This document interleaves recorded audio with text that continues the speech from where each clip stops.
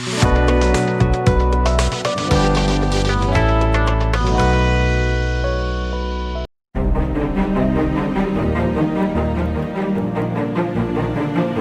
श्री अकाल दोस्तों, आप सब का कॉमर्स ग्लोब चैनल पर स्वागत है। सो आप पिछली वीडियो के जानकारी हासिल की थी कुछ इंपोर्टेंट अकाउंटिंग टर्म्स के बारे। सो अज आप कुछ होर इंपोर्टेंट अकाउंटिंग टर्म्स के बारे जानकारी हासिल करांगे।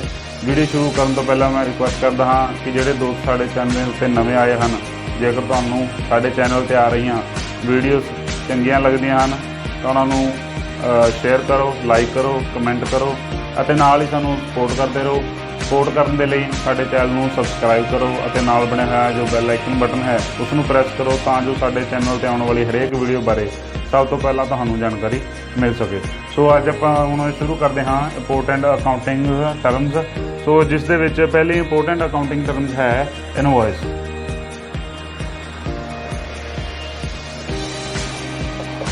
इनवॉइस एक इंपोर्टेंट अकाउंटिंग टर्म है। इनवॉइस का मतलब है आम भाषा में आप इसमें कह दें बिल। इनवॉइस वो डॉकूमेंट प्रूफ होंदा है जिस दे विच जो आप चीज़ खरीदी गई होंदी है, जो गुड्स आप परचेज किए गए होंगे उसकी प्राइस बारे terms of price term of purchase जो होंदियां ने उस दे विच मैंशन कीतियां गईयां होंदियां हन। सो इसनूं आपां एक्सप्लेन कर सकते हैं an itemised list of goods supplied specifying price and terms of sale। एक आइटमलाइज्ड लिस्ट होंदी है जो असी चीज़ां खरीदियां गई होंदियां हैं तो जिस दे विच उन्हां जो गुड्स खरीदे गए हैं उन्हां दी प्राइस मैंशन की जाती है तो नाल ही टर्म्स ऑफ सेल्स भी उस दे विच मैंशन की जांदियां हैं। यह एक इंपोर्टेंट अकाउंटिंग टर्म है जो कि जिस दे आधार पर ही आप अगे सारियां अकाउंटिंग ट्रांजैक्शनस ने जो आप रिकॉर्ड करते हाँ। सो नैक्सट है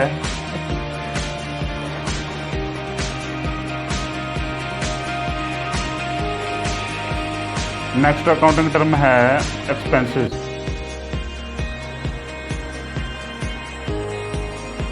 एक इंपोर्टेंट अकाउंटिंग टर्म है जो कि अगे अकाउंटिंग ट्रांजैक्शन रिकॉर्ड करने वेले यूज़ की जाती है। सो एक्सपेंसिस आप कह दें हाँ यह एक particular accounting period particular financial year या पार्टिकुलर एक ईयर दे विच जो कि अकाउंटिंग पीरियड मेनली एक साल का ही होंदा है उस दे विच कीते जाने वाले सारे खर्चे नूं आपां एक्सपेंसिस का नाम दे देने हाँ। सो ये वो खर्चे होंदे हैं जिहड़े कि एक पार्टिकुलर पीरियड के विच कीते जाते हैं जिन्हां दा कि बैनीफिट आपां नूं आउण वाले सालां दे विच मिलण दी बजाए उस पीरियड दे विच ही यानी कि अकाउंटिंग पीरियड के एंड तक ही आपां नूं उसका बैनीफिट मिलता है। उन्हां सारे आपां किते जो कोस्ट होंदियां खर्चे किए गए होंदे उन्हां आपां सारे नूं आपां एक्सपेंसिस का नाम देने हैं। बेसिकली इस दे विच आ जांदे जिद्दां कि आपां अपने ऑफिस के स्टाफ की सैलरी पे करते हैं या आपां कोई रेंट पे करते हैं बिल्डिंग का, तो ये सारिਆਂ का बैनीफिट आपां नूं उस साल के दौरान ही होंदा है तो उस साल के दौरान भी आपां खर्चे पे किए होंदे हैं इस नूं आपां एक्सपेंसिस कह दिंदे हाँ। तो आपां इस नूं बेसिकली लिख सकते हाँ cost relating to a particular period in which benefit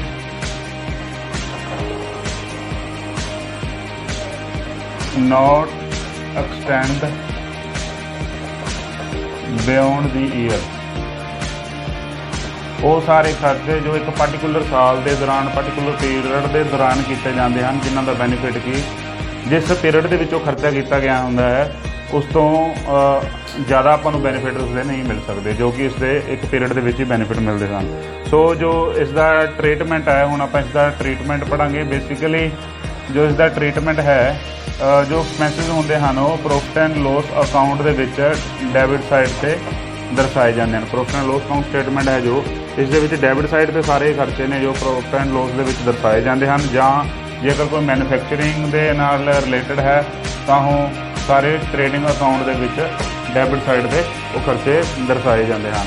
सो इस तरह ही ਜਿਹੜੇ ਆਪਾਂ ਐਕਸਪੈਂਸਿਸ ਨੇ ਆਪਾਂ ਬੇਸਿਕਲੀ ਇਹਨਾਂ ਨੂੰ ਦੋ ਕੈਟਾਗਰੀਜ਼ ਦੇ ਵਿੱਚ ਡਿਵਾਈਡ ਕਰ ਸਕਦੇ ਹਾਂ। ਸੋ ਪਹਿਲੀ ਕੈਟਾਗਰੀ ਹੈ ਪ੍ਰੀਪੇਡ ਐਕਸਪੈਂਸਿਸ। ਪ੍ਰੀਪੇਡ ਐਕਸਪੈਂਸਿਸ ਉਹ ਐਕਸਪੈਂਸਿਸ ਜਿਹੜੇ ਕਿ ਆਪਾਂ ਐਡਵਾਂਸ ਪੇ ਕਰ ਚੁੱਕੇ ਹੁੰਦੇ ਹਾਂ, ਜਿਨ੍ਹਾਂ ਦਾ ਕਿ ਬੈਨੀਫਿਟ ਆਪਾਂ ਨੂੰ ਨੈਕਸਟ ਅਕਾਊਂਟਿੰਗ ਈਅਰ ਦੇ ਵਿੱਚ ਮਿਲਣਾ ਹੁੰਦਾ ਹੈ। ਉਹਨਾਂ ਸਾਰੇ ਖਰਚਿਆਂ ਨੂੰ ਆਪਾਂ ਪ੍ਰੀਪੇਡ ਐਕਸਪੈਂਸਿਸ ਕਹਿੰਦੇ ਹਾਂ। ਜਿੱਦਾਂ ਕਿ ਆਪਾਂ ਕੋਈ ਇੰਸ਼ੋਰੈਂਸ ਪ੍ਰੀਮੀਅਮ ਹੈ, ਮੰਨ ਲਓ ਆਪਾਂ ਫੋਰ ਐਗਜ਼ਾਮਪਲ ਲੈ ਲੈਂਦੇ ਹਾਂ, ਕੋਈ ਇੰਸ਼ੋਰੈਂਸ ਪ੍ਰੀਮੀਅਮ ਹੈ 24,000 ਰੁਪਏ ਦਾ, ਜਿਹੜਾ ਕਿ ਐਨੂਅਲੀ ਪੇ ਕੀਤਾ ਜਾਂਦਾ ਹੈ, ਜਿਸ ਦੀ ਡਿਊ ਡੇਟ ਹੈ 30 ਜੂਨ। ਇਹ 30 ਜੂਨ ਨੂੰ ਆਪਾਂ 24,000 ਰੁਪਏ ਦੀ ਪੇਮੈਂਟ ਕਰ ਦਿੰਦੇ ਹਾਂ, ਜਦ ਕਿ ਜੋ ਆਪਣਾ ਫਾਈਨੈਂਸ਼ੀਅਲ ਈਅਰ ਹੈ ਉਹ ਖਤਮ ਹੁੰਦਾ ਹੈ 31 ਮਾਰਚ ਨੂੰ। ਯਾਨੀ ਕਿ ਇਸ ਦਾ ਮਤਲਬ ਹੋਇਆ ਵੀ ਅਸੀਂ ਇਸ ਦੇ ਵਿੱਚੋਂ 3 ਮੰਥਸ ਦਾ ਜੋ ਕਿਰਾਇਆ ਹੈ ਜੋ ਕਿ 6,000 ਰੁਪਏ ਹੈ ਐਡਵਾਂਸ ਪੇ ਕਰ ਚੁੱਕੇ ਹਾਂ, ਜਿਹਦਾ ਕਿ ਬੈਨੀਫਿਟ ਆਪਾਂ ਨੂੰ ਆਉਣ ਵਾਲੇ ਸਾਲ ਦੇ ਵਿੱਚ ਮਿਲਣਾ ਹੈ। ਤਾਂ ਇਸ ਨੂੰ ਆਪਾਂ ਸਾਰਿਆਂ ਨੂੰ ਪ੍ਰੀਪੇਡ ਐਕਸਪੈਂਸਿਸ ਦਾ ਨਾਮ ਦਿੰਦੇ ਹਾਂ। ਪ੍ਰੀਪੇਡ ਐਕਸਪੈਂਸਿਸ ਜਿੱਦਾਂ ਕਿ ਕੋਈ ਇੰਸ਼ੋਰੈਂਸ ਪ੍ਰੀਮੀਅਮ ਐਡਵਾਂਸ ਪੇ ਕਰਤਾ, ਜਾਂ ਕਿਸੇ ਸਟਾਫ ਮੈਂਬਰ ਦੀ ਆਪਾਂ ਸੈਲਰੀ ਐਡਵਾਂਸ ਪੇ ਕਰਤੀ, ਜਾਂ ਰੈਂਟ ਆਪਾਂ ਐਡਵਾਂਸ ਦੇ ਦਿੱਤਾ, ਜਿਸ ਦਾ ਬੈਨੀਫਿਟ ਆਉਣ ਵਾਲੇ ਸਾਲ ਦੇ ਵਿੱਚ ਹੋਣਾ ਹੈ, ਉਹ ਸਾਰਿਆਂ ਖਰਚਿਆਂ ਨੂੰ ਆਪਾਂ ਪ੍ਰੀਪੇਡ ਐਕਸਪੈਂਸਿਸ 'ਚ ਲੈਂਦੇ ਹਾਂ। ਅਸੀਂ ਆਪਣਾ ਪ੍ਰੀਪੇਡ ਐਕਸਪੈਂਸਿਸ, ਹੁਣ ਆਪਾਂ ਪ੍ਰੀਪੇਡ ਐਕਸਪੈਂਸਿਸ ਦੇ ਟਰੀਟਮੈਂਟ ਬਾਰੇ ਜਾਣਾਂਗੇ। ਪ੍ਰੀਪੇਡ ਐਕਸਪੈਂਸਿਸ ਜੋ ਹੁੰਦੇ ਹਨ, ਇਹ ਜੋ ਪ੍ਰੋਫਿਟ ਐਂਡ ਲੋਸ ਅਕਾਊਂਟ ਦੇ ਵਿੱਚ ਇਸ ਦਾ ਟਰੀਟਮੈਂਟ ਕੀਤਾ ਜਾਂਦਾ ਹੈ। ਜੋ ਡੈਬਿਟ ਸਾਈਡ ਆਪਾਂ ਜੋ ਐਕਸਪੈਂਸਿਸ ਦਾ ਟਰੀਟਮੈਂਟ ਕਰਦੇ ਹਾਂ, ਉਸ ਦੇ ਵਿੱਚੋਂ ਇਹ ਐਂਟਰੀ ਮਾਈਨਸ ਕੀਤੀ ਜਾਂਦੀ ਹੈ ਅਤੇ ਨੈੱਟ ਫਿਗਰ ਇੱਥੇ ਦਰਸਾਈ ਜਾਂਦੀ ਹੈ। ਜਦ ਕਿ ਬੈਲੈਂਸ ਸ਼ੀਟ ਦੇ ਵਿੱਚ ਜੋ ਪ੍ਰੀਪੇਡ ਐਕਸਪੈਂਸਿਸ ਹੁੰਦੇ ਹਨ, ਉਹ ਆਪਣੇ ਐਸੈਟ ਸਾਈਡ ਸ਼ੋ ਕੀਤੇ ਜਾਂਦੇ ਹਨ। ਬੈਲੈਂਸ ਸ਼ੀਟ ਦੇ ਵਿੱਚ ਇਹ ਜੋ ਖਰਚੇ ਹੁੰਦੇ ਹਨ, ਉਹ ਬੈਲੈਂਸ ਸ਼ੀਟ ਦੇ ਵਿੱਚ ਐਸੈਟ ਸਾਈਡ ਉਹ ਪ੍ਰੀਪੇਡ ਐਕਸਪੈਂਸਿਸ ਦੇ ਤੌਰ 'ਤੇ ਸ਼ੋ ਕੀਤੇ ਜਾਂਦੇ ਹਨ, ਜੋ ਕਿ ਆਪਣੀਆਂ ਐਸੈਟਸ ਹੁੰਦੇ ਹਨ। ਸੋ ਇਹ ਸਨ ਐਕਸਪੈਂਸਿਸ ਦੀ ਪਹਿਲੀ ਟਾਈਪ ਸੀ ਪ੍ਰੀਪੇਡ ਐਕਸਪੈਂਸਿਸ। ਸੋ ਹੁਣ ਆਪਾਂ ਦੂਸਰੀ ਟਾਈਪ ਬਾਰੇ ਜਾਣਾਂਗੇ। ਪ੍ਰੀਪੇਡ ਐਕਸਪੈਂਸਿਸ ਦੀ ਦੂਸਰੀ ਟਾਈਪ ਹੈ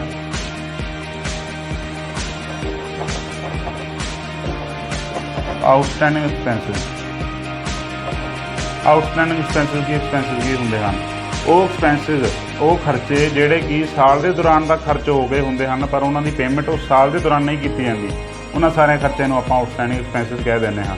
ਜਿੱਦਾਂ ਕਿ ਆਪਣੀ ਜਨਵਰੀ, ਫਰਵਰੀ, ਮਾਰਚ ਮਹੀਨੇ ਦੀ ਜੋ ਸੈਲਰੀ ਹੈ, ਉਹ ਅਸਲ 'ਚ ਤਾਂ ਇੰਪਲੋਈਜ਼ ਨੇ ਬਿਜ਼ਨਸ ਆਰਗੇਨਾਈਜੇਸ਼ਨ ਦੇ ਵਿੱਚ ਉਹਨਾਂ ਮਹੀਨਿਆਂ ਦੇ ਦੌਰਾਨ ਕੰਮ ਕੀਤਾ ਹੈ, ਪਰ ਉਹਨਾਂ ਦੀ ਸੈਲਰੀ ਹੈ ਜੋ ਆਪਣੇ ਜੂਨ 'ਚ ਜਾਂ ਮਈ ਦੇ ਵਿੱਚ ਪੇ ਕੀਤੀ ਜਾਂਦੀ ਹੈ। ਤਾਂ ਅਜਿਹੇ ਸਾਰੇ ਐਕਸਪੈਂਸਿਸ ਨੂੰ ਆਪਾਂ ਆਊਟਸਟੈਂਡਿੰਗ ਐਕਸਪੈਂਸਿਸ ਕਹਿ ਦਿੰਦੇ ਹਾਂ, ਜਿਨ੍ਹਾਂ ਦਾ ਕਿ ਖਰਚਾ ਤਾਂ ਉਸ ਸਾਲ ਦੇ ਵਿੱਚ ਹੋ ਗਿਆ ਹੁੰਦਾ ਹੈ, ਪਰੰਤੂ ਉਹਨਾਂ ਦੀ ਪੇਮੈਂਟ ਹੈ ਜੋ ਨੈਕਸਟ ਈਅਰ ਦੇ ਵਿੱਚ ਕੀਤੀ ਜਾਂਦੀ ਹੈ ਜਾਂ ਨੈਕਸਟ ਅਕਾਊਂਟਿੰਗ ਪੀਰੀਅਡ ਦੇ ਵਿੱਚ ਕੀਤੀ ਜਾਂਦੀ ਹੈ। ਤਾਂ ਉਹਨਾਂ ਸਾਰੇ ਐਕਸਪੈਂਸਿਸ ਨੂੰ ਆਪਾਂ ਅਕਾਊਂਟਿੰਗ ਐਕਸਪੈਂਸਿਸ ਦਾ ਨਾਮ ਦਿੰਦੇ ਹਾਂ। ਜੇ ਅਕਾਊਂਟਿੰਗ ਐਕਸਪੈਂਸਿਸ ਨੇ, ਇਹ ਬੇਸਿਕਲੀ ਇਹਦਾ ਜੋ ਟਰੀਟਮੈਂਟ ਹੈ ਪ੍ਰੋਫਿਟ ਐਂਡ ਲੋਸ ਅਕਾਊਂਟ ਦੇ ਵਿੱਚ ਡੈਬਿਟ ਸਾਈਡ 'ਤੇ ਜੋ ਆਪਣੇ ਐਕਸਪੈਂਸਿਸ ਆਲਰੇਡੀ ਸ਼ੋਅ ਕੀਤੇ ਗਏ ਹੁੰਦੇ ਹਨ, ਉਹਨਾਂ ਦੇ ਵਿੱਚ ਇਹ ਆਊਟਸਟੈਂਡਿੰਗ ਐਕਸਪੈਂਸਿਸ ਐਡ ਕੀਤੇ ਜਾਂਦੇ ਹਨ ਆਊਟਸਟੈਂਡਿੰਗ ਐਕਸਪੈਂਸਿਸ। ਜਦ ਕਿ ਬੈਲੈਂਸ ਸ਼ੀਟ ਦੇ ਵਿੱਚ ਇਹਨਾਂ ਨੂੰ ਲਾਇਬਿਲਿਟੀ ਸਾਈਡ ਦਰਸਾਇਆ ਜਾਂਦਾ ਹੈ। ਇੱਕ ਤਰੀਕੇ ਦੀ ਆਪਣੀ ਦੇਣਦਾਰੀ ਬਣ ਜਾਂਦੀ ਹੈ, ਜੋ ਕਿ ਜਿਸ ਦੇ ਬਦਲੇ ਕਿ ਆਪਣਾ ਖਰਚਾ ਤਾਂ ਹੋ ਗਿਆ ਹੁੰਦਾ, ਪਰੰਤੂ ਉਸ 'ਤੇ ਆਪਾਂ ਪੇਮੈਂਟ ਨਹੀਂ ਕੀਤੀ ਹੁੰਦੀ। ਤਾਂ ਪ੍ਰੋਫਿਟ ਐਂਡ ਲੋਸ ਅਕਾਊਂਟ ਦੇ ਵਿੱਚ ਜੋ ਆਲਰੇਡੀ ਐਕਸਪੈਂਸ ਹੋਇਆ ਹੋਇਆ, ਉਸ ਦੇ ਵਿੱਚ ਇਸ ਨੂੰ ਐਡ ਕਰ ਦਿੰਦੇ ਹਾਂ, ਅਤੇ ਬੈਲੈਂਸ ਸ਼ੀਟ ਦੇ ਵਿੱਚ ਇਸ ਨੂੰ ਲਾਇਬਿਲਿਟੀ ਸਾਈਡ ਦਾ ਦਰਸਾਇਆ ਜਾਂਦਾ ਹੈ। ਸੋ ਇਹ ਸਨ ਆਪਣੇ ਐਕਸਪੈਂਸਿਸ, ਜਿਸ ਦੇ ਦੋ ਟਾਈਪ ਸਨ, ਪ੍ਰੀਪੇਡ ਐਕਸਪੈਂਸਿਸ ਅਤੇ ਆਊਟਸਟੈਂਡਿੰਗ ਐਕਸਪੈਂਸਿਸ। ਸੋ ਨੈਕਸਟ ਆਪਣੀ ਅਕਾਊਂਟਿੰਗ ਟਰਮ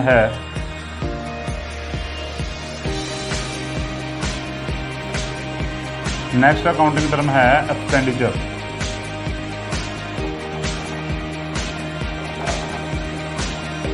ਹਾਂਜੀ, ਐਕਸਪੈਂਡੀਚਰ ਦਾ ਕੀ ਮੀਨਿੰਗ ਹੈ? ਐਕਸਪੈਂਡੀਚਰ ਦਾ ਮੀਨਿੰਗ ਹੈ ਕੋਈ ਵੀ ਐਸੈਟਸ ਜਾਂ ਸਰਵਿਸਿਜ਼ ਜੋ ਕਿ ਆਪਾਂ ਅਕਵਾਇਰ ਕੀਤੀ ਗਈ ਹੈ, ਜਿਸ ਦੇ ਬਦਲੇ ਦੇ ਵਿੱਚ ਆਪਾਂ ਨੂੰ ਕੋਈ ਪੇਮੈਂਟ ਕਰਨੀ ਪੈਂਦੀ ਹੈ, ਜਿਸ ਦਾ ਬੈਨੀਫਿਟ ਹੈ ਕਿ ਆਪਾਂ ਨੂੰ ਉਸ ਸਾਲ ਵਿੱਚ ਵੀ ਹੋ ਸਕਦਾ ਹੈ ਅਤੇ ਉਸ ਸਾਲ ਤੋਂ ਬਾਅਦ ਵੀ ਉਸ ਦਾ ਬੈਨੀਫਿਟ ਹੋ ਸਕਦਾ ਹੈ। ਉਹ ਸਾਰੇ ਖਰਚੇ ਜਿਹਨੂੰ ਆਪਾਂ ਐਕਸਪੈਂਡੀਚਰ ਕਹਿੰਦੇ ਹਾਂ। ਐਕਸਪੈਂਡੀਚਰ ਦੇ ਵਿੱਚ ਜਾਂ ਤਾਂ ਪੇਮੈਂਟ ਉਸਦੀ ਕੈਸ਼ ਦੇ ਰੂਪ ਵਿੱਚ ਕੀਤੀ ਜਾਂਦੀ ਹੈ, ਜਾਂ ਬਦਲੇ ਦੇ ਵਿੱਚ ਕੋਈ ਹੋਰ ਐਸੈਟ ਵੀ ਟਰਾਂਸਫਰ ਕਰ ਦਿੱਤੀ ਜਾਂਦੀ ਹੈ, ਤਾਂ ਉਸ ਨੂੰ ਆਪਾਂ ਐਕਸਪੈਂਡੀਚਰ ਕਹਿੰਦੇ ਹਾਂ। ਸੋ ਐਕਸਪੈਂਡੀਚਰ ਨੂੰ ਆਪਾਂ ਲਿਖ ਸਕਦੇ ਹਾਂ ਐਨੀ expenditure take place when an asset or service acquired।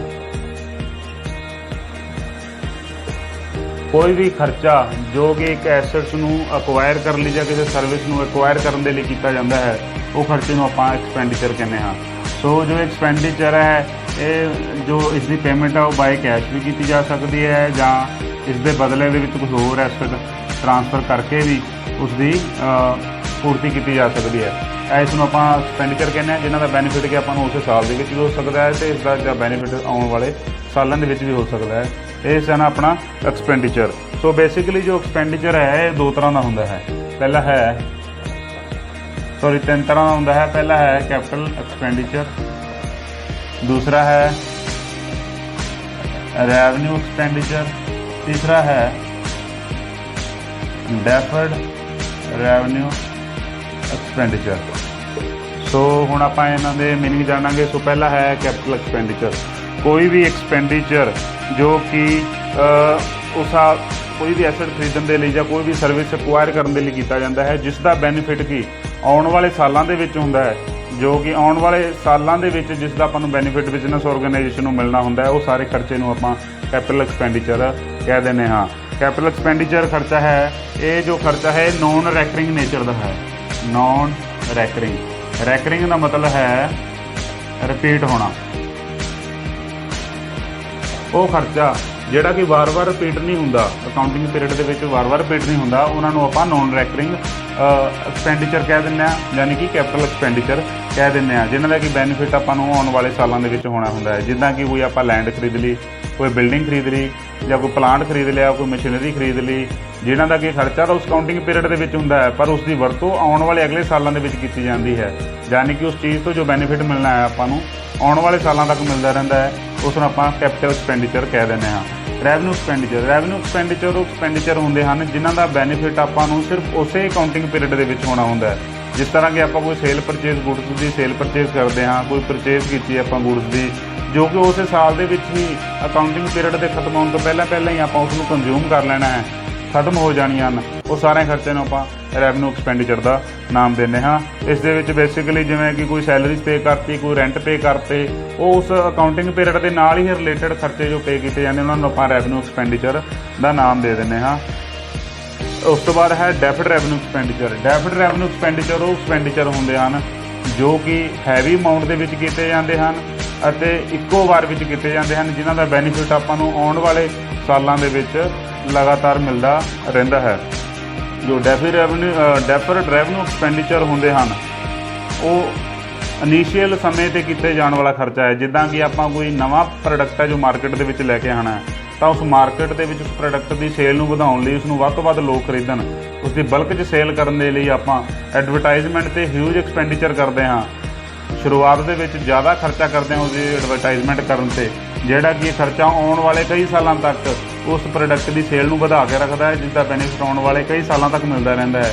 ਅਜਿਹੇ ਖਰਚੇ ਨੂੰ ਆਪਾਂ ਡੈਫਰਡ ਰੈਵਨਿਊ ਐਕਸਪੈਂਡੀਚਰ ਕਹਿ ਦਿੰਦੇ ਹਾਂ। ਇਸ ਤੋਂ ਸਭ ਤੋਂ ਵਧੀਆ ਐਗਜ਼ਾਮਪਲ ਇਸ ਦੀ ਕਿਸੇ ਨਵੇਂ ਪ੍ਰੋਡਕਟ ਨੂੰ ਲਾਂਚ ਕਰਨਾ ਹੈ ਤਾਂ ਉਸ ਵੇਲੇ ਕੀਤਾ ਗਿਆ ਐਕਸਪੈਂਡੀਚਰ, ਐਡਵਰਟਾਈਜ਼ਮੈਂਟ ਐਕਸਪੈਂਡੀਚਰ ਜੋ ਹੁੰਦਾ ਹੈ, ਉਹ ਇਸ ਦੀ ਬੈਸਟ ਐਗਜ਼ਾਮਪਲ ਹੈ। ਸੋ ਇਹ ਸੀ ਆਪਣਾ ਐਕਸਪੈਂਡੀਚਰ, ਜਿਸ ਦੀਆਂ ਬੇਸਿਕਲੀ ਕਿ ਤਿੰਨ ਟਾਈਪ ਸੀ। ਪਹਿਲਾ ਸੀ ਕੈਪੀਟਲ ਐਕਸਪੈਂਡੀਚਰ, ਅਤੇ ਦੂਸਰਾ ਸੀ ਆਪਣਾ ਰੈਵਨਿਊ ਐਕਸਪੈਂਡੀਚਰ, ਅਤੇ ਤੀਸਰਾ ਸੀ ਡੈਫਰਡ ਰੈਵਨਿਊ ਐਕਸਪੈਂਡੀਚਰ। ਸੋ ਹੁਣ ਨੈਕਸਟ ਅਕਾਊਂਟਿੰਗ ਟਰਮ ਹੈ ਰੈਵਨਿਊ। ਹਾਂਜੀ, ਰੈਵਨਿਊ ਆਮ ਵਰਤਿਆ ਜਾਣ ਵਾਲਾ ਸ਼ਬਦ ਹੈ, ਅਤੇ ਅਕਾਊਂਟਿੰਗ ਦੇ ਵਿੱਚ ਇਸ ਦਾ ਮਤਲਬ ਹੈ ਜੋ ਐਨੂਅਲ ਸੇਲਸ ਨੇ ਉਹਨਾਂ ਦੀ ਮੋਨੇਟਰੀ ਵੈਲਿਊਜ਼ ਨੂੰ ਆਪਾਂ ਰੈਵਨਿਊ ਕਹਿ ਸਕਦੇ ਹਾਂ। ਇਸ ਨੂੰ ਆਪਾਂ ਲਿਖ ਸਕਦੇ ਹਾਂ the monetary value of annual sales। Annual sales ਦੀ ਜੋ ਆਪਣੀ ਮੋਨੇਟਰੀ ਵੈਲਿਊ ਹੈ ਉਸ ਨੂੰ ਆਪਾਂ ਰੈਵਨਿਊ ਦਾ ਨਾਮ ਦੇ ਦਿੰਦੇ ਹਾਂ। ਅਤੇ ਇਹਨਾਂ ਰੈਵਨਿਊ ਦੇ ਵਿੱਚ ਜੇਕਰ ਆਪਾਂ ਖਰਚੇ ਘਟਾ ਦਿੰਦੇ ਹਾਂ ਤਾਂ ਜੋ ਬਾਕੀ ਆਪਣੇ ਕੋਲ ਅਮਾਊਂਟ ਬਚਦੀ ਹੈ ਉਸ ਨੂੰ ਆਪਾਂ ਆਪਣੀ ਬਿਜ਼ਨਸ ਆਰਗੇਨਾਈਜੇਸ਼ਨ ਦੀ ਨੈਟ ਇਨਕਮ ਮੰਨਦੇ ਹਾਂ। ਸੋ ਇਸ ਤਰ੍ਹਾਂ ਰੈਵਨਿਊ ਦਾ ਮਤਲਬ ਹੈ ਜੋ ਐਨੂਅਲ ਸੇਲਸ ਜੋ ਹੋਈਆਂ ਹਨ ਉਹਨਾਂ ਦੀ ਮੋਨੇਟਰੀ ਵੈਲਿਊ, ਮਨੀ 'ਚ ਕਿੰਨੀ ਵੈਲਿਊ ਹੈ, ਉਸ ਨੂੰ ਆਪਾਂ ਰੈਵਨਿਊ ਕਹਿ ਦਿੰਦੇ ਹਾਂ। ਅਤੇ ਰੈਵਨਿਊ ਦੇ ਵਿੱਚੋਂ ਜੇਕਰ ਆਪਾਂ ਸਾਲ ਦੇ ਦੌਰਾਨ ਸਾਰੀਆਂ ਜੋ ਖਰਚੇ ਹੋਏ ਹੁੰਦੇ ਹਨ ਕੋਸਟ ਨੇ ਜੋ ਘਟਾ ਦਿੰਦੇ ਹਾਂ ਤਾਂ ਜੋ ਬਾਕੀ ਬਚਦਾ ਹੈ ਤਾਂ ਉਸ ਨੂੰ ਆਪਾਂ ਨੈਟ ਇਨਕਮ ਦਾ ਨਾਮ ਦਿੰਦੇ ਹਾਂ। ਸੋ ਨੈਕਸਟ ਅਕਾਊਂਟਿੰਗ ਟਰਮ ਹੈ ਇਨਕਮ। ਹਾਂਜੀ, ਇਨਕਮ ਤੋਂ ਮਤਲਬ ਹੈ ਇੱਕ ਬਿਜ਼ਨਸ ਆਰਗੇਨਾਈਜੇਸ਼ਨ ਦੇ ਅਕਾਊਂਟਿੰਗ ਪੀਰੀਅਡ ਦੇ ਵਿੱਚ ਪ੍ਰੋਫਿਟ ਜਾਣਨਾ। ਪ੍ਰੋਫਿਟੇਬਿਲਟੀ ਨੂੰ ਇੱਕ ਬਿਜ਼ਨਸ ਆਰਗੇਨਾਈਜੇਸ਼ਨ ਦੀ ਪ੍ਰੋਫਿਟੇਬਿਲਟੀ ਨੂੰ ਹੀ ਆਪਾਂ ਇਨਕਮ ਦਾ ਨਾਮ ਦਿੰਦੇ ਹਾਂ। ਇੱਕ ਬਿਜ਼ਨਸ ਆਰਗੇਨਾਈਜੇਸ਼ਨ ਦੇ ਸਾਲ ਦੇ ਦੌਰਾਨ ਅਕਾਊਂਟਿੰਗ ਪੀਰੀਅਡ ਦੇ ਦੌਰਾਨ ਜਿੰਨੇ ਉਸਦੇ ਰੈਵਨਿਊਸ ਹੁੰਦੇ ਹਨ, ਜੇਕਰ ਉਸਦੇ ਵਿੱਚ ਉਸਦੇ ਖਰਚੇ ਘਟਾ ਦੇਣ ਤਾਂ ਬਾਕੀ ਦੀ ਜੋ ਫਿਗਰ ਬਚਦੀ ਹੈ ਉਸ ਨੂੰ ਆਪਾਂ ਪ੍ਰੋਫਿਟ ਨੈਟ ਇਨਕਮ ਕਹਿੰਦੇ ਹਾਂ, ਪ੍ਰੋਫਿਟ ਕਹਿੰਦੇ ਹਾਂ, ਜਿਸ ਨੂੰ ਕਿ ਇਨਕਮ ਦਾ ਨਾਮ ਦਿੰਦੇ ਹਾਂ। ਸੋ ਆਪਾਂ ਇਸ ਨੂੰ ਬੇਸਿਕਲੀ ਲਿਖ ਸਕਦੇ ਹਾਂ। ਇਨਕਮ ਦਾ ਮਤਲਬ ਹੈ difference between revenue and expenses. Revenue ਤੇ ਐਕਸਪੈਂਸਿਸ ਵਿਚਲਾ ਜੋ ਗੈਪ ਹੈ, ਜੋ ਫਰਕ ਹੈ, ਉਸ ਨੂੰ ਆਪਾਂ ਇਨਕਮ ਦਾ ਨਾਮ ਦਿੰਦੇ ਹਾਂ। ਸੋ ਨੈਕਸਟ ਜੋ ਅਕਾਊਂਟਿੰਗ ਟਰਮ ਹੈ ਉਹ ਹੈ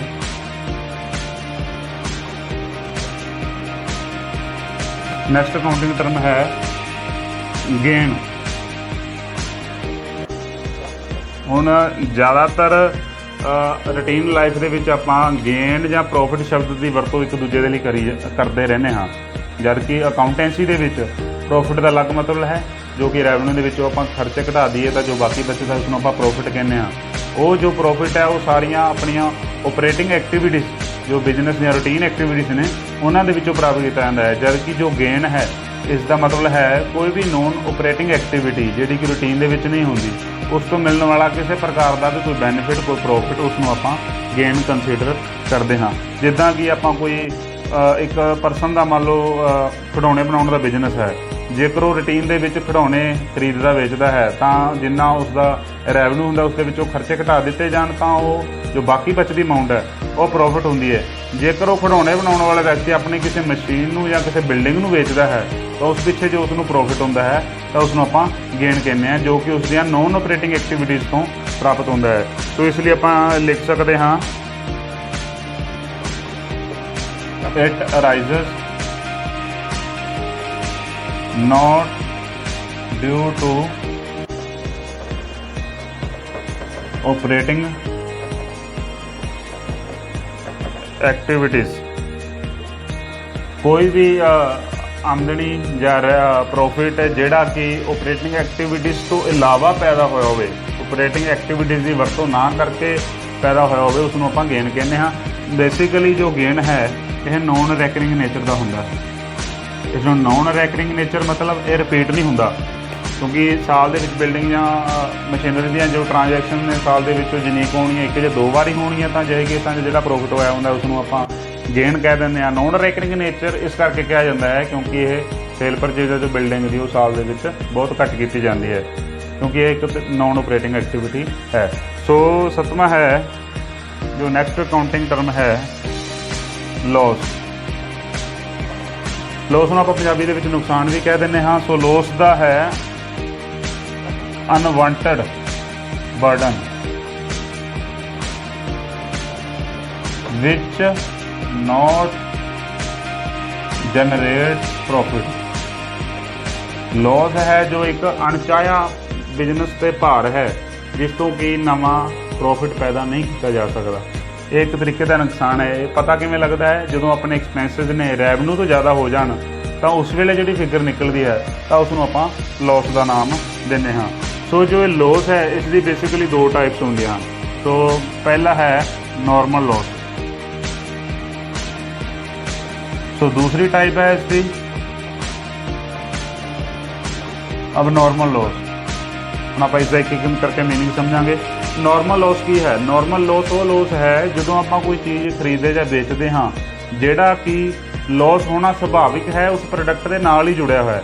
ਮੰਨ ਲਓ ਜਿਸ ਤਰ੍ਹਾਂ ਕਿ ਜੋ ਕਿ ਜਿਸ 'ਤੇ ਕਿ ਹਿਊਮਨ ਦਾ ਕੰਟਰੋਲ ਨਹੀਂ ਹੁੰਦਾ, ਹਿਊਮਨ ਦੇ ਕੰਟਰੋਲ ਤੋਂ ਬਾਹਰ ਵਾਲੀਆਂ ਘਟਨਾ ਕਰਕੇ ਜੇਕਰ ਕੋਈ ਲੋਸ ਹੁੰਦਾ ਹੈ ਤਾਂ ਉਸ ਨੂੰ ਨੋਰਮਲ ਲੋਸ ਕਹਿੰਦੇ ਹਾਂ। ਬੇਸਿਕਲੀ ਇਹ ਪ੍ਰੋਡਕਟ ਦੇ ਨਾਲ ਸ਼ੁਰੂਆਤ ਤੋਂ ਹੀ ਜੁੜਿਆ ਹੁੰਦਾ ਹੈ। ਜਿੱਦਾਂ ਕਿ ਮੰਨ ਲਓ ਆਪਾਂ ਇੱਕ ਜਗ੍ਹਾ ਤੋਂ ਦੂਜੀ ਜਗ੍ਹਾ 'ਤੇ ਕੋਈ ਪੈਟਰੋਲ ਟਰਾਂਸਪੋਰਟ ਕਰਨਾ ਹੈ ਤਾਂ ਜਿਸ ਟੈਂਕਰ ਦੇ ਰਾਹੀਂ ਉਹ ਪੈਟਰੋਲ ਇੱਕ ਦੂਜੀ ਜਗ੍ਹਾ ਤੋਂ ਦੂਜੀ ਜਗ੍ਹਾ 'ਤੇ ਟਰਾਂਸਫਰ ਕੀਤਾ ਜਾਂਦਾ ਹੈ, ਤਾਂ ਰਸਤੇ ਦੇ ਵਿੱਚ ਟਰਾਂਸਫਰਿੰਗ ਦੇ ਦੌਰਾਨ ਜਿਹੜਾ ਪੈਟਰੋਲ ਉੱਡ ਜਾਂਦਾ ਹੈ ਉਸ ਦਾ ਨੈੱਟ ਵੇਟ ਡੈਸਟੀਨੇਸ਼ਨ 'ਤੇ ਪਹੁੰਚ ਕੇ ਘੱਟ ਜਾਂਦਾ ਹੈ। ਤਾਂ ਜਿਹੜਾ ਨੋਰਮਲ ਲੋਸ ਹੁੰਦਾ, ਉਹ ਲੋਸ ਹੁੰਦਾ ਹੈ, ਉਸ ਨੂੰ ਆਪਾਂ ਨੋਰਮਲ ਲੋਸ ਦਾ ਨਾਮ ਦਿੰਦੇ ਹਾਂ, ਜੋ ਕਿ ਇੱਕ ਪ੍ਰੋਡਕਟ ਦੇ ਨਾਲ ਜੁੜਿਆ ਹੀ ਹੈ, ਸ਼ੁਰੂਆਤ ਤੋਂ ਜੁੜਿਆ ਹੈ, ਜਿਹੜਾ ਕਿ ਰੋਕਿਆ ਨਹੀਂ ਜਾ ਸਕਦਾ, ਹਰ ਹਾਲਤ ਦੇ ਵਿੱਚ ਉਹ ਲੋਸ ਹੋਣਾ ਹੀ ਹੋਣਾ ਹੈ।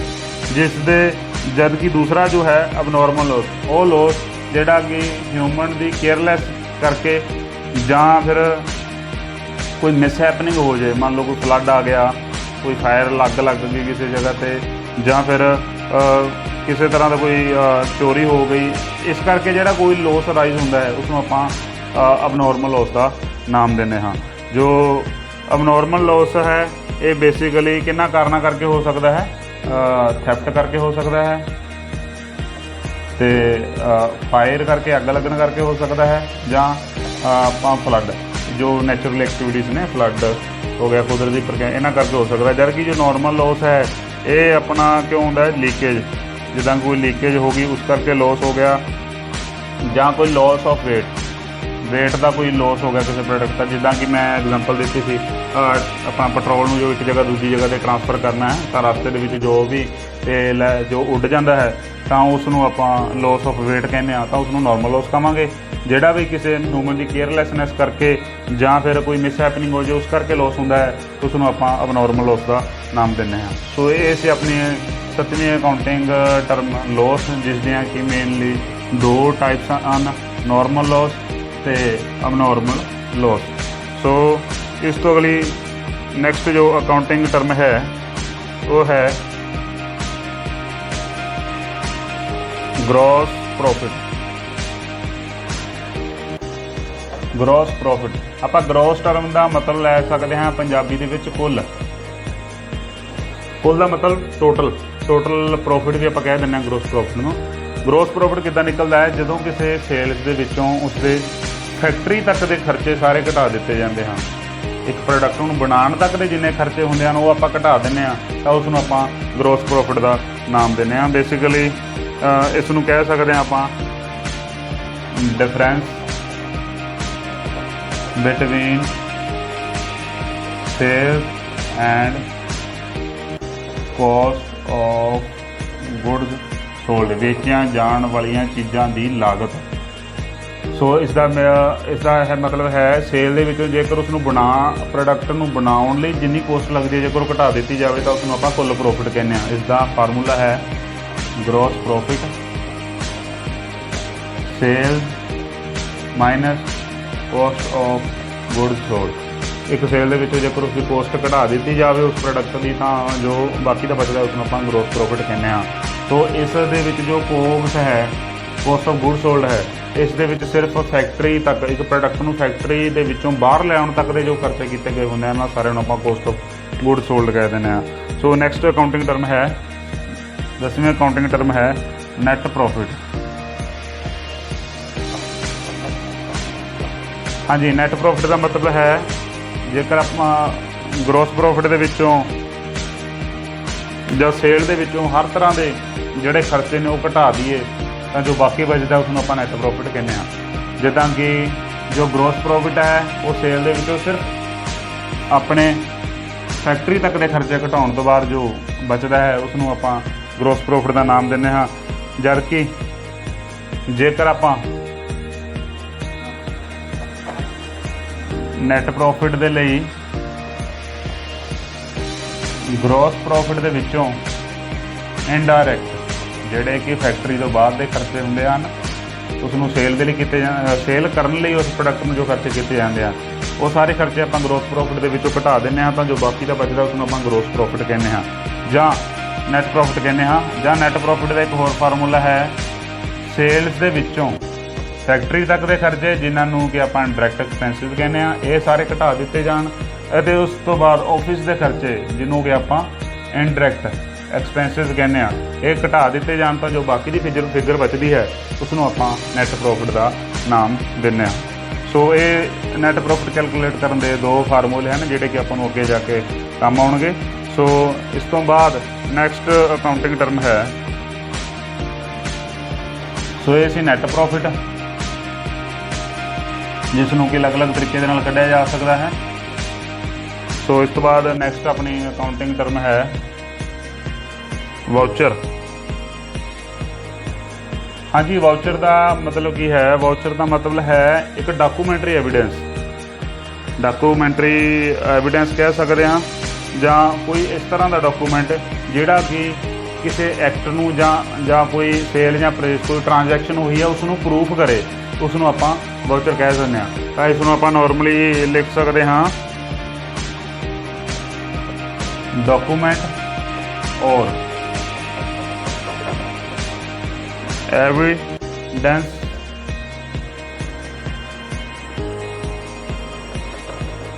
Attesting the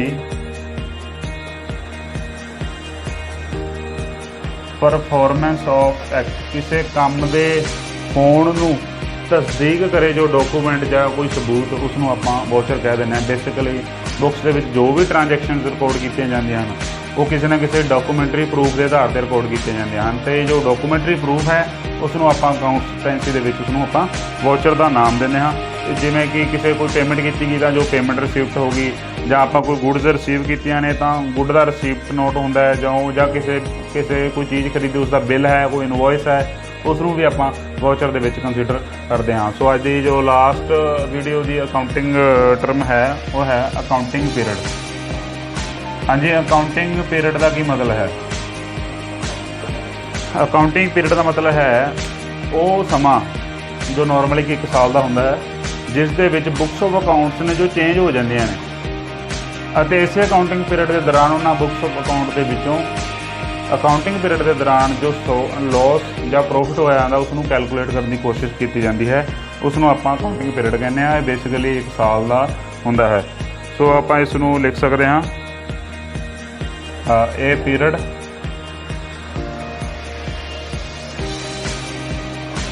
after which books of accounts are change. Books of accounts ने जो चेंज हो जांदियां ने, कहने का भाव है कि उन्होंने क्लोज कर दिता जाता है, प्रॉफिट लॉस कैलकुलेट कर दिता जाता है, तो अगले साल के उसनूं दोबारा फिर रीओपन कर लिया जाता है। इसनूं आपां अकाउंटिंग पीरियड का नाम लेने। सो ये सन अज की वीडियो दीयां इंपोर्टेंट अकाउंटिंग 11 अकाउंटिंग टर्म्स जो कि अगे जाके आपां नूं अकाउंटेंसी दे विच काम आउणगीਆਂ। सो मैं आस करदा कि तुहानूं अज की वीडियो पसंद आई होएगी। ਜਿਹੜੇ दोस्त साडे चैनल ते नवे आए हैं, जेकर तुहानूं साडे चैनल ते आ रही वीडियोज़ चंगीਆਂ लगदियां ਹਨ ਤਾਂ ਉਹਨਾਂ ਨੂੰ शेयर करो, लाइक करो, कमेंट करो ਅਤੇ ਨਾਲ ਹੀ ਸਾਨੂੰ सपोर्ट करते रहो। सपोर्ट करने के लिए साडे चैनल ਨੂੰ सबसक्राइब करो ਤੇ ਨਾਲ ही बैल आइकन वाला बटन प्रेस करो ਤਾਂ जो साडे चैनल ਤੇ ਆਉਣ ਵਾਲੀਆਂ वीडियोज़ सब तो पहला ਤੁਹਾਨੂੰ ਉਸ ਦੀ जानकारी मिल सके। धन्यवाद दोस्तों।